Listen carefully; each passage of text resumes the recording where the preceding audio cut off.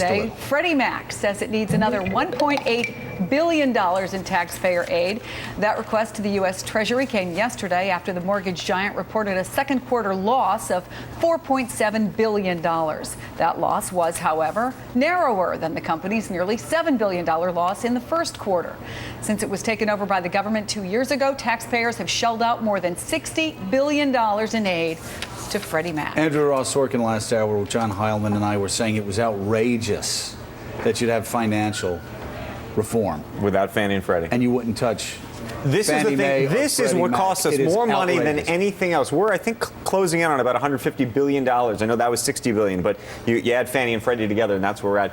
These two companies are supporting, frankly, virtually the entire mortgage market at the moment, which means that we're supporting them. So you can't let them go completely at this point. They're kind of holding us hostage, which is sort of the problem. But we need to find a way around this. We need to get out of this. We need to split these guys up. We need to privatize this business. But as we all know, the economy is so fragile. It is so difficult in terms of the credit markets to actually get this moving in a private way. But why can't we pass reforms? Well, that's a different issue. I mean, why can't Barney Frank and Chris Dodd pass reforms? I know they got a lot of money from Fannie and Freddie. I know that they are political allies.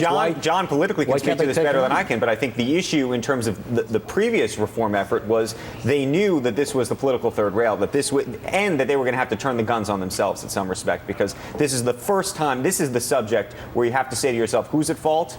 We're at fault, and I think it's very hard to say that aloud, and I think they wanted to get the first piece of this reform through the door before the election so they can actually start working on this next time. However, I worry that the next time, there won't be a next time. So that's the problem. So Barack Obama and Chris Dodd and Barney Frank decide to reform Wall Street. Right. And they leave their closest political allies unscathed, despite the fact that they've cost us more money than anybody, other than AIG. You said it better than I could. It's a very depressing state of affairs. Absolutely. And we do need to take care of this. John Heilman, how do Americans not look at this and just connect the dots and be because they don't connect the dots, and that's the problem. I mean, that politically, that's the calculus. Well, let me connect the dots. I'm surprised Americans don't know that when he was senator, Barack Obama received more money from these companies, from these executives, than anybody else on Capitol Hill, second only to Chris Dodd. Yes. So do they? Do these two entities that helped create this massive mortgage crisis get a free pass? Well, because they're politically connected, because they wrote checks to Barack Obama and Chris Dodd and Barney Frank. I would like not to hope that that's not true, and I'd like to think that what Andrew said is true. That this is the next step. They're going to go piece by piece.